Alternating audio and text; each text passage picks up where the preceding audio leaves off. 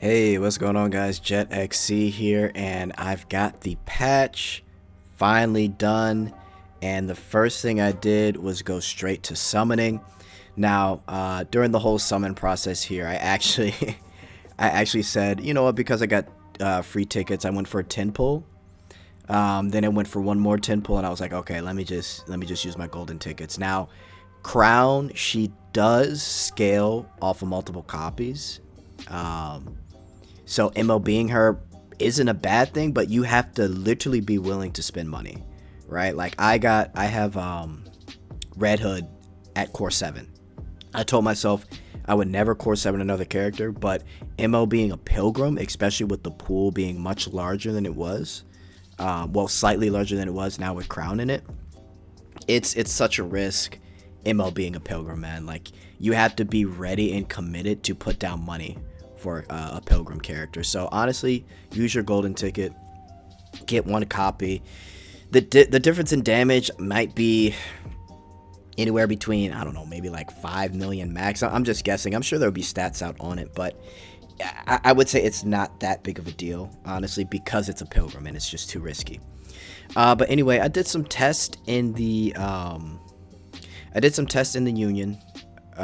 And I will say she's extremely good. She is a definite must pull no matter what. I like her in-game animation. Now here's the thing. I don't know if you guys have seen online yet on X, but they have leaked her gacha skin. And you know what's so interesting with the gacha skin is it's the fan service that fans have been asking for, and she just looks super good in it.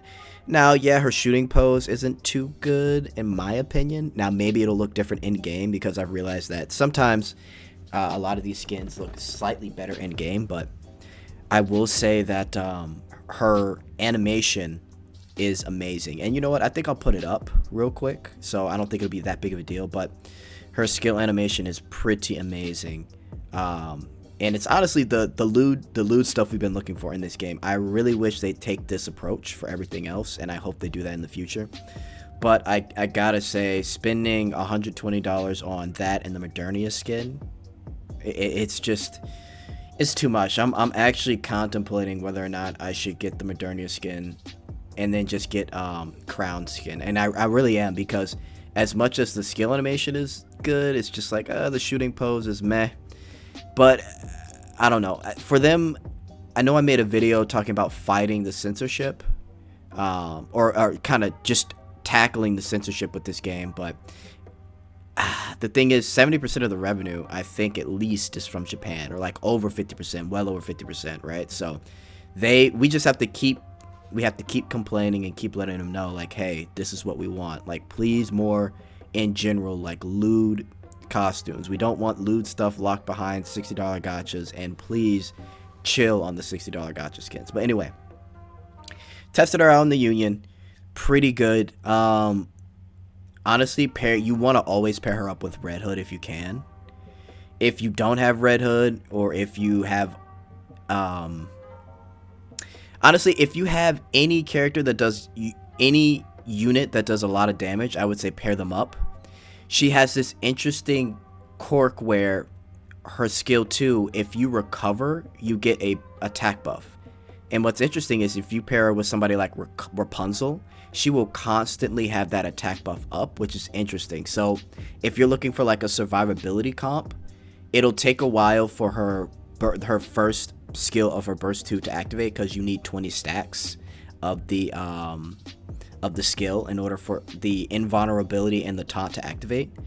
But in the meantime, if you're healing, like again with Rapunzel, because this will only really work with Rapunzel, I don't know anyone else, because she heals on hit or per hit with Rapunzel. She will constantly have an attack buff, right? So if you're looking for like a survivability comp, pairing up with Rapunzel is pretty good. But yeah, Rapunzel, Red Hood, any high damage character. So obviously Modernia.